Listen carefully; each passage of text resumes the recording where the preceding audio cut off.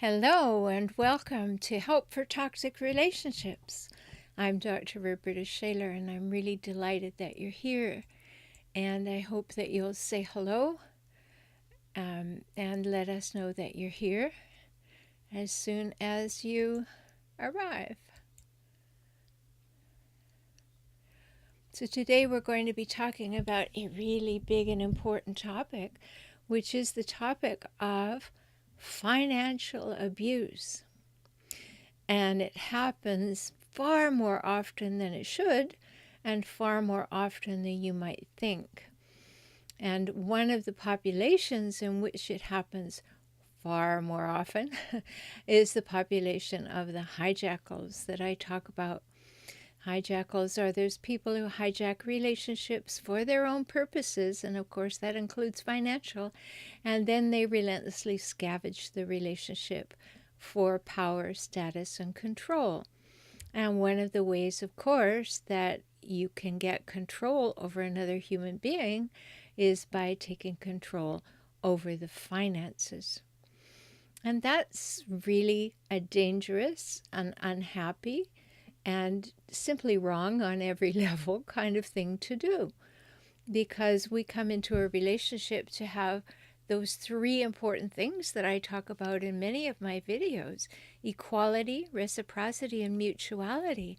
And if you don't have those things, you can never have a healthy relationship.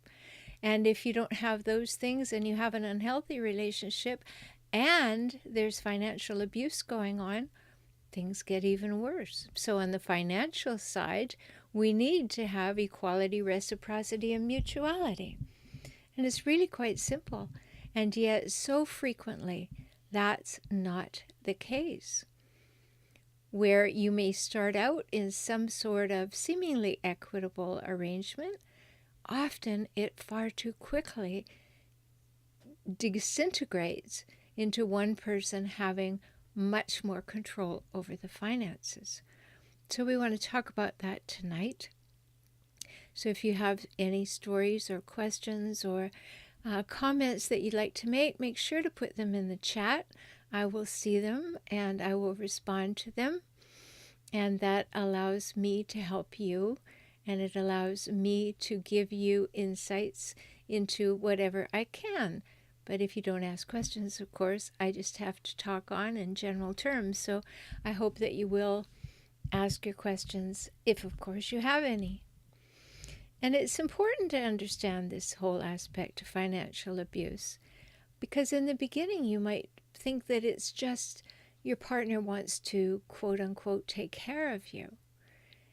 They want to make sure that you're not troubled by financial things. I can think of one client whose husband at the time, he's no longer her husband, but her husband at the time knew she was terrible with finances, and so he gave the financial obligations and responsibilities to her to look after. And he knew that she wouldn't be able to do it. She knew she wouldn't be able to do it. So, of course, when she failed, he then had an airtight reason, he thought, for taking over the finances, which he did. And then he went on to do things that were even more mean-spirited. Every week, he gave her a little less money for groceries. They had children. A little less and a little less. And when she said she couldn't manage on it, what did he say? Well, what's wrong with you? You're not a very good financial manager, are you? It's your fault that you can't make the dollars stretch.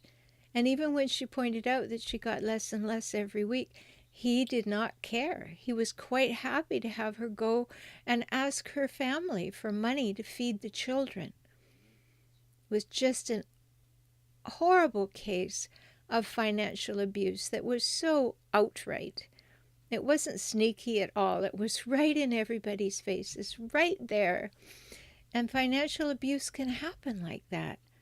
In the beginning, everything seems like it's okay and going to be fine.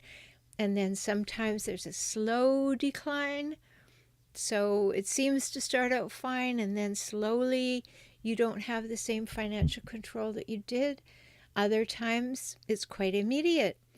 Maybe you get married, and immediately at that moment, there is that honeymoon days, oh, well, we're married, everything will be fine. And you don't realize, of course, that you're not in a healthy relationship, and you've just given up the financial aspects of your life, thinking that the other person is going to take care of you and the finances, and they will be equitable about it all. And that's not their intention if they're a hijackal. Their intention is to exert control and power over you. So, love to have you tell us that you're here, and say hello, and do ask your questions, and do chime in if you've had this kind of financial abuse in your life. The way I'm going to define financial abuse for you is controlling your ability to acquire, use, and maintain financial resources. Controlling your ability to acquire, use, and maintain financial resources. Hi, Alchemy. Nice to see you. I'm glad you joined us again. So think about that for a minute. Have you ever been in a relationship where the other person wanted to control your access to the money, your money, or your partner's money, or family money? How did that work for you? Were they controlling your ability to earn money? Were they controlling your ability to use what money there was? And were they controlling your ability to save money and to work towards a healthy relationship with money and for the family? And whether you had children or not, I mean, of course, children make it even more imperative that there be equity, but even between two people, there needs to be trust, and there can't be any trust when there's financial abuse. And this is really important. So again, my definition tonight is that financial abuse is controlling your ability to acquire, to use, and to maintain financial resources. So let's just think of a few things before I answer any questions. Was what could these things look like? So I made a list, and I did find a very good article by Sherry Gordon, and the article is called How to Identify Financial Abuse in a Relationship, and I found it at verywellmind.com. So thanks to Sherry Gordon for sharing a few things that I'm going to share tonight. Some of them I've shared are directly from her. Some of them are ones that I've added in. But let's just think about, what does financial abuse look like? Well, maybe they prevent you from working. Maybe they want you to stay home. And it's presented to you as a wonderful opportunity in the beginning. And so it seems like, oh, all right, well, I'll do that. That would be great. And then pretty soon you're getting blame for not working, or you're being given less and less money and less freedom, and you have become isolated and marginalized by being at home. And that creates financial abuse. Or maybe you've had your money stolen. How many clients have I had? I have clients in many parts of the world, and many of them report that they came into the relationship with money. Shortly after, maybe 2 or 3 years after, the money they brought in was gone. The money had been commingled. And then they were told that they'd never contributed to the relationship in any way. I mean, that is a mind game, a crazy-making mind game.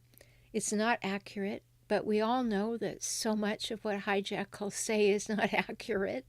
So that wouldn't be much of a surprise, but they'll take your money. They'll take the family money.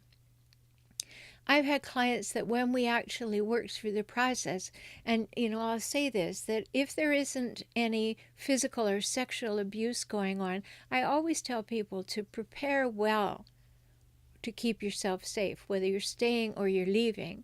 But if you are leaving, particularly prepare well, and that includes preparing your finances well. And in that preparation, I have had many clients who have found that through some kind of nefarious dealings, all of a sudden their name isn't on the house anymore, although the hijackal swears blind that it is. Or they've been taken off the car loan, or taken their name taken off the car, or any other assets that they had. And when they ask about it, they're told that it was never on there, or you signed it away, or you gave away your privileges, or you were happy to have me take it over. And they blame you for your loss. I've also had clients where money has been taken by the hijackal and put into external accounts, even in other countries, and then they go to court and say they have no money. There are so many things for us to talk about. So other forms of financial abuse, they will restrict your money. As I said earlier about the woman who got less and less household money every month and every week. But they will restrict your money, and they will become hyper-vigilant about how you spend money. And they'll want to know every last receipt that you have. And they will get angry about any purchase, even if it is vital to the family. They will even get angry about it and want you to account for it. And, some abusers are subtle manipulators, and some of them are just overt, demanding, controlling people. And we need to be very, very aware, particularly of the subtle manipulations. The overt ones, we're probably having to be very aware that we don't anger them too much because there'll be physical violence. But what does this do? It keeps you trapped in a relationship because money is unavailable for you to move on. So we want to talk about those things tonight. And the top reason people stay with an abuser, particularly why women stay with an abuser, is they trustingly allowed the abuser to manage all the finances, and they had nothing.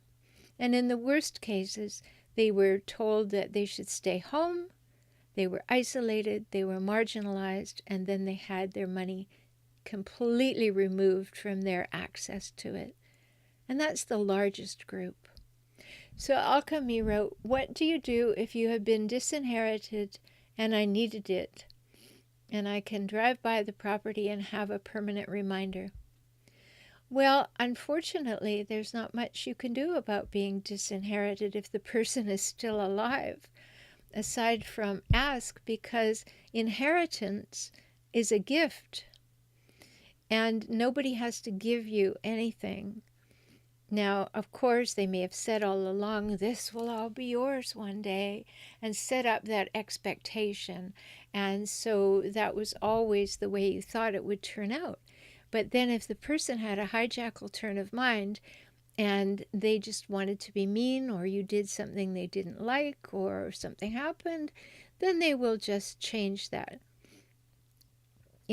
I've had several clients whose constant threat from parents who were hijackal was, if you don't do what I want, I'll cut you out of the will. And, anybody can take you out of their will or put you in their will at will. And there's no right way, there's nothing they have to do. So unfortunately, Alchemy, if you've been disinherited, there's very little that you can do if you've been taken out of a will.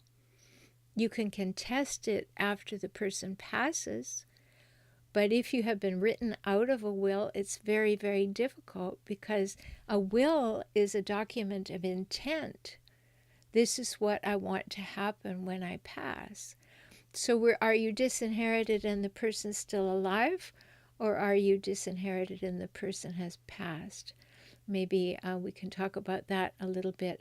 Please feel free to put your questions or your comments in the chat, and do say hi so I know that you're here. Maybe put where you're from as well, so we can get acquainted. It's so nice to see new people here, and it's equally nice to see people who have found value and return each week, because I'm here every Monday evening at 6 p.m. Pacific time with a different topic. How to get along, what to do, how to manage when you find yourself in a toxic relationship. And that's whether you're with a parent. Many times we don't realize that we've had toxic or hijackal parents.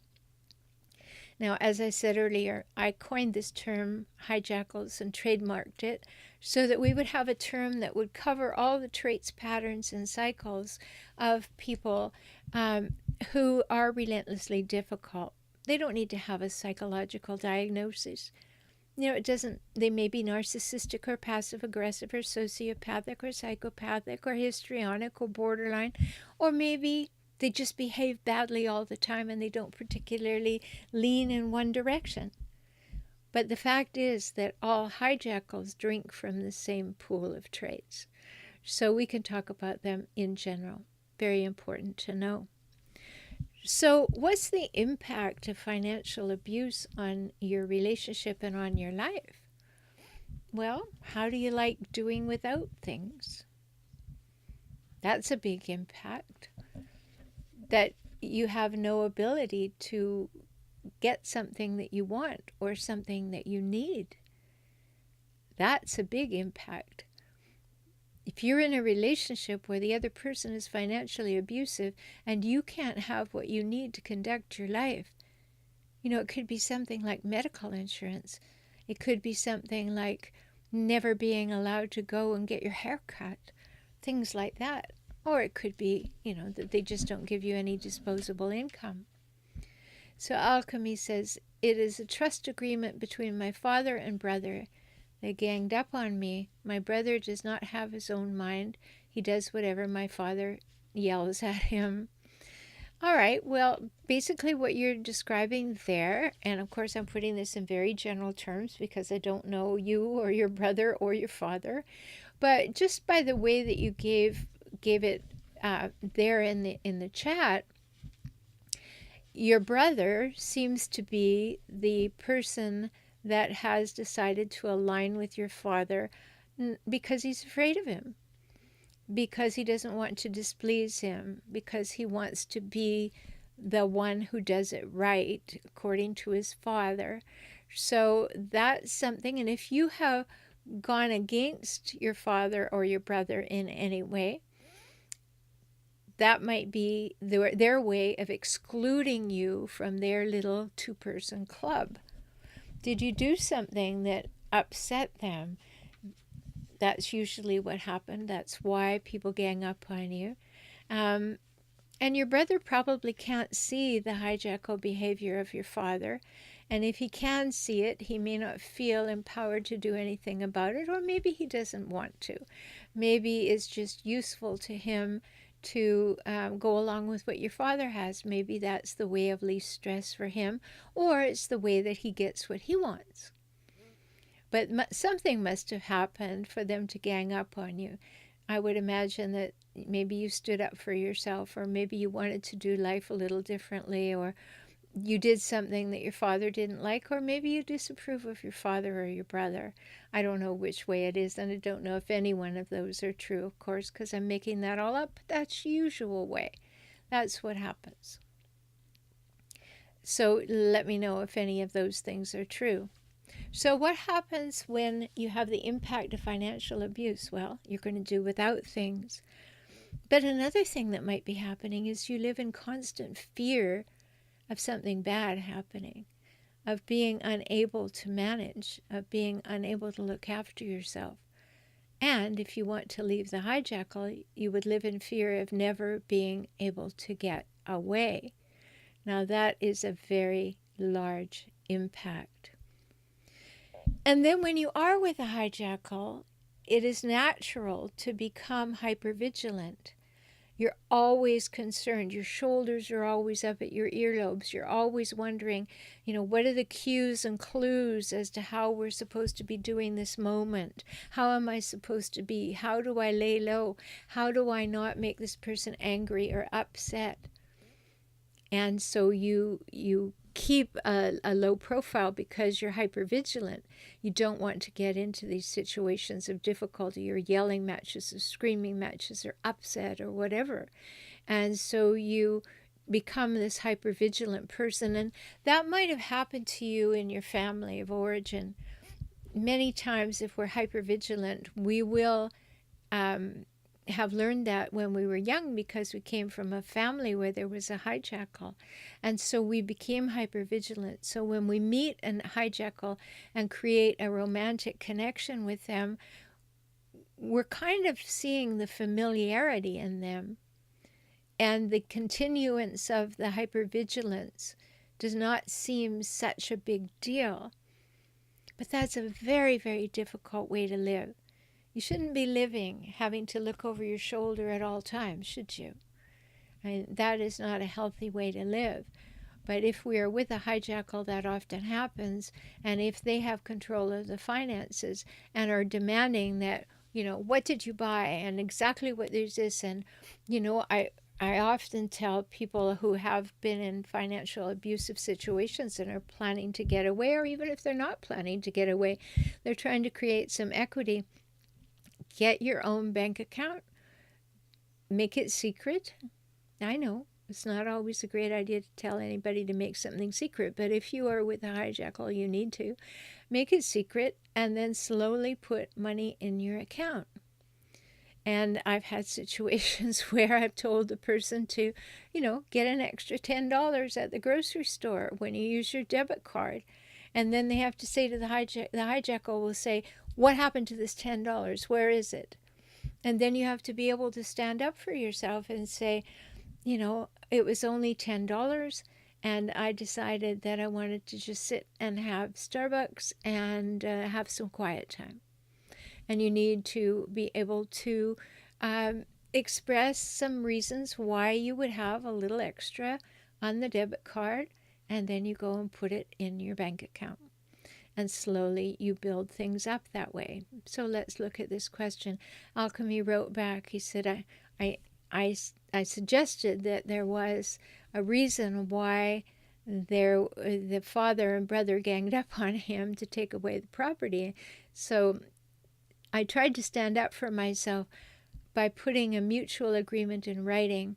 My father was angry because I had a voice. I spoke. Exactly. I'm sad to hear that, but that is exactly the pattern of being with a hijackal. If you speak up, if you want to have input, if you want things to be fair, that is the moment when they will absolutely knock you down. And they will take off in an extreme position, just as you're experiencing here. You wanted to do the fair thing, the right thing, put things in writing, a mutual agreement. Your father didn't want that because, in all likelihood, and again, I have to say it all the time, I'm making this up, I don't know you, but your father, in all likelihood, didn't want to be bound by an agreement in writing. He wants to be able to play the ends against the middle all the time. What if your brother all of a sudden doesn't behave well? He wants to be able to cut him out of the will or stop whatever transfer of property that there might be. The hijackal will always want to have control over everything. And so this is another way that they do it. So when you speak up and want to have a voice, how dare you? That's the way they feel. How dare you? I am the person in charge of the universe, and how dare you have an opinion? How dare you want something? How dare you? It's my stuff. And you think you want to have a voice in it? That's the conversation that's going on in their head. And that's why they come out fighting, and that's why they come out doing extreme things. So please do say hello in the chat and ask your questions or make your comments. I do want to cover quite a bit tonight, but I really want to also see what's happening in the room. So hi, Purple Belt. Nice to see you again. Hello, my active male 17 and 19-year-old are going to be living with me all summer, and my 17-year-old maybe all next year.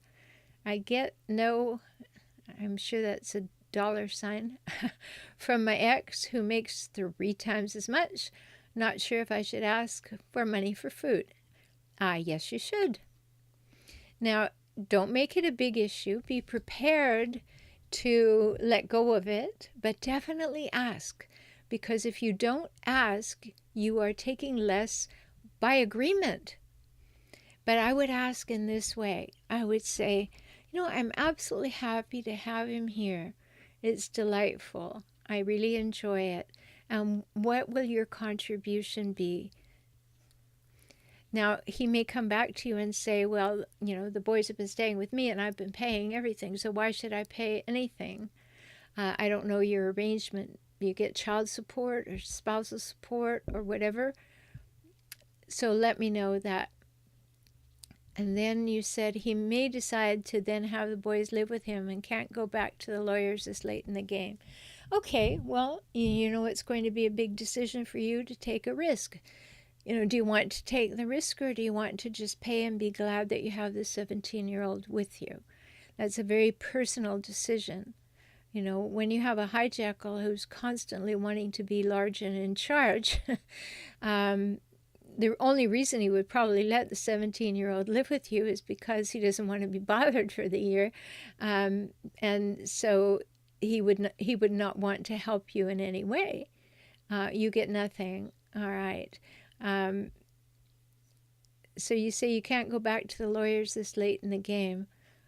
And this late in the game, in what way? That is this a determination by the court that you might get your 17-year-old, or is this just the ex's decision to allow the boy to live with you? Big questions. I just want to remind you too, when you have really specific questions, I do have a membership program. You can go and look at it. You'll find it at optimizecircles.com. optimizecircles.com. 3 levels of membership, entirely off social media. They have conversation streams there that run just like Facebook. I bought special software to have that run on my website so that people could have a completely private experience. Because too many things over on Facebook are people lurking and making fake accounts and wanting to get into groups and doing things like that. So I've made a very, very safe place for you at a very nominal price. There are 3 levels of membership, and you get whichever one you sign up for, you get the first month for only $5. So it's worth doing it for a month and getting involved and seeing how you like it and see how it serves you. So do that. Go over and look at optimizecircles.com and join in there, because that's where I answer a whole lot of questions. And I can do that much better over there than I can here when there are more and more people and we only have an hour. So Purple Belt said, yes, I'd rather have my boys than money. Great. Well, your hijackal, and if he's very sensitive, I would do this. I would be not overly grateful to have your son, but I would say, yes, it's fine. If you get overly grateful, they'll get suspicious. So I would just say it's fine, and you may ask, will you be sending him money or sending us money for anything? And then if he says no, then say, okay, just thought I'd ask. And if you don't want to upset the apple cart in any way, and your hijackal well, and you know that that would be very damaging, then don't do it. Just be glad that you have the boy. And I hope the boy will be happy to be with you, because when he's been with hijackal, there can be alienation that's occurred, and you never know what's been said about you to your sons. And I know that's very, very difficult. So tonight we're talking about financial abuse. And I do want to get some other points out. And just before that, Alchemy said, this is sick. This is how people feel erased and like they cannot go on. Yes, and that's really a joy for the hijackal, if they feel they have that much power over you. But the best thing for you, the best thing to do is to live well. And live well so that you are not bothered by this.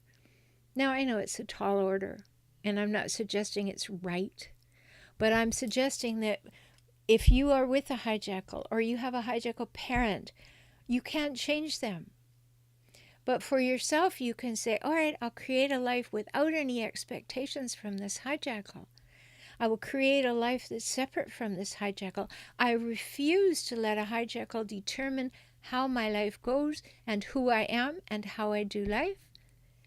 And every one of us has to come to that place where we really know deep down to our toes that we deserve to take up space and draw breath and to create a life that brings us joy. And yeah, we're going to have some difficulties. And yes, there's going to be disappointments. And if you have children with a hijackal, yes, going to be some real tough moments, maybe many, many of them, and unfair moments, and alienating moments, and moments when you just feel like you want to give up. And the same thing as alchemy says, when you feel erased, when you feel invisible, when you feel completely unseen, and the hijackal just continues to degrade you and demean you and discount you and dismiss you. But rise, you matter. And just because a hijackal has a great need to squash you like a gnat doesn't mean that you are a gnat worth squashing.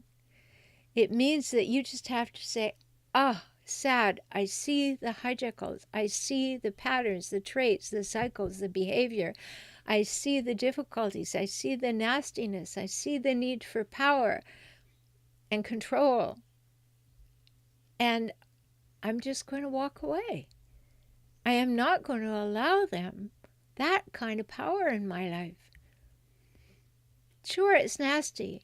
Alchemy, if you believed that you had a fair opportunity to have shared property coming into your life, you were going to inherit something and it was going to create a certain lifestyle for you, it's terribly disappointing. And it's sad and it's wrong on lots of levels, perhaps. But if you let it define you, you have given them the power over you. And I know how hard it is. I had 2 hijackal parents. And of course, when you have 2 hijackal parents, first thing you do is marry a hijackal. So I've been through the divorce too with the children and all that kind of thing. And it's one of the reasons I do this work, because when I was a young person living with these people, I knew that nobody believed me when I told them how they were at home. They would say things like, I would talk to somebody and say what my mother was like, and they would say, "Oh, how dare you talk about your mother like that? She is so wonderful. She's the salt of the earth." Oh no, she wasn't the salt of the earth. She was the witch of the West. But because, as I say so frequently on my videos, hijackals at home paint a private place of pain, and in public they paint a picture of perfection. And so when you try to talk to somebody about how unfair it is and how difficult it is and how all of that, they don't get it. And so it's very difficult and it's soul destroying. But if you allow it to take your life, allow it to take over your mental and emotional life, you're giving them power. And I really hope you won't, because I was saying to a client the other day, he was saying, well, I want to keep my relationship, but I don't want to do all this work. And I said, well, there's 2 things. If you don't have your health and you don't have healthy relationships, you don't have anything. It doesn't matter how much money you have, but if you have your health and you have healthy relationships, you've got support. You've got the ability to keep going. And it's so important for us to keep ourselves healthy and to be in healthy relationships. And that is non-hijackal relationships, of course, right? So alchemy says, I'm broken, I don't have retirement. It's very sad. I'm sorry that that's the case for you. And I'm sure that you were strung along, that you were going to not have to worry about that, and you counted on that. And, well, I shouldn't say I'm sure, I'm guessing, of course. But it's important for you to have that conversation with yourself and say, all right, here is the reality. How much of my life am I going to spend being angry and upset about this unfairness? And couldn't I use that to make a better life for myself? To maybe pare down or make a retirement plan or do something? Or learn to live in a difficult situation, but be grateful for the fact that you have your health and you have healthy relationships. And I know, I mean, I'm not making light of the fact that it's terribly disappointing and maybe awfully unfair, but we do have to do it because it is financial abuse, and a hijackal is happy to have that kind of control. So, they say that when you get out of a difficult situation, the best revenge is living well. Well, I don't know about revenge, but I think the best thing that you can do for yourself is to live well, to live in peace, to move toward what keeps you happy and keeps you grounded and keeps you aware and alert and alive and enjoying the moment and being fully present.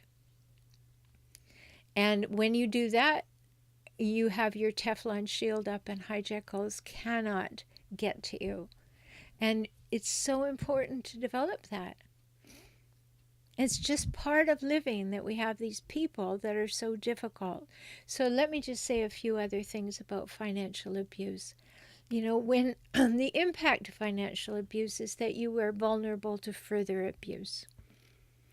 So the person continues to take money away or take the money and give it away or put it away in other accounts. Most hijackals will have, I don't know about most, but probably most, will have taken money out of the family finance and put it in their own name in special places just so that they're ready for anything because they can. And they do that to have ultimate control, and it makes them feel very powerful. And in a sense, they are very powerful because they've taken from the family. So that would make you vulnerable to more abuse. Another thing it will do is ruin your credit history.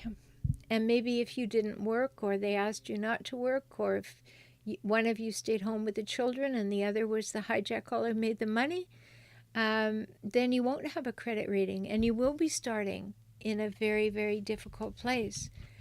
However, from this moment forward, you can create a credit rating and get into a better place. So all of these things are very important. So what do you need to do if you find yourself in a financially difficult spot or being financially abused?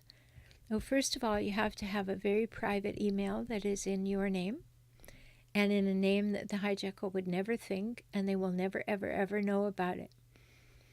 Now, I have a client who had a client who believed that her email was always being hacked.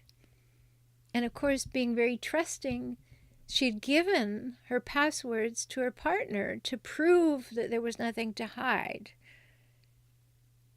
And so that became very difficult. So the first thing she had to do was to have a special email account that had no possible way that her husband could figure it out.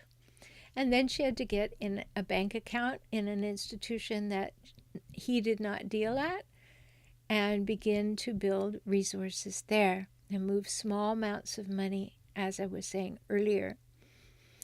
And then one of the things you also have to do is you have to check if the assets are in joint names. I have had a client, well, a couple of them actually, who thought that their names were on the house. And when they actually did the diligence and checked, it wasn't the case. Their name had been taken off the house. One client was sadly told me that she realized after the fact that she signed a document to take her name off the house, that she thought she was signing a document for remortgaging the house. She didn't read it correctly and she trusted too much. And that was very difficult to get her name back on the house. It didn't actually happen. But in another situation, the hijackal husband in that case had gone into the bank and, I don't know, just manipulated, exploited, seduced somebody in the bank. And he had told the bank that, my wife's very ill and I can't bother with this finances, but she's asked me to put the house in my name alone in case she passes. And could you just do that for us, because we're in a very, very difficult and sad situation. And the person did it. Now, of course, it was not legal, but the person did it, and there was no signature involved by the wife, and so we were able to get that reversed. So you need to go and look at the assets. And always, you don't want to stand up to the hijackals. So there's a contract or there's something that you need to know, and you don't want to ask because it's going to make a fight. So you have to become good at finding out that information.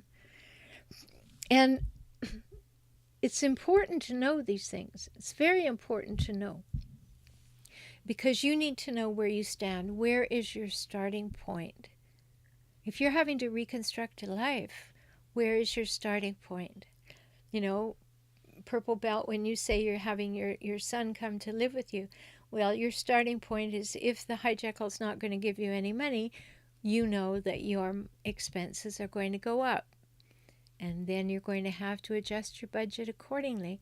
And yes, it's financially abusive, but on the other hand, if you didn't have to pay him while he had the children, then that works out, I suppose.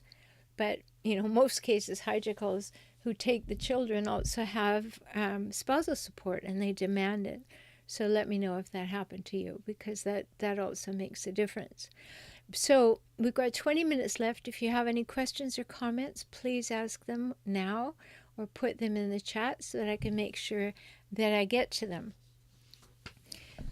There's a few things that I want to just give you as heads up.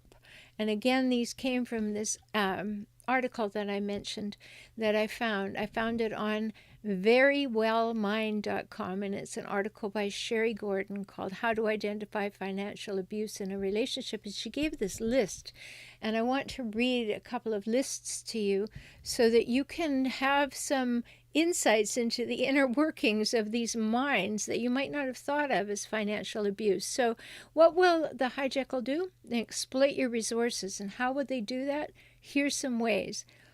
They'll try to control your use of money or your access to money, even if you earned it or saved it. They'll use your assets for personal benefit without asking. In other words, they'll spend your money. They'll take money or use credit cards without permission. So there's no agreement or permission to use them. They'll borrow money or make charges without repaying them. I have known people that had hijackal partners.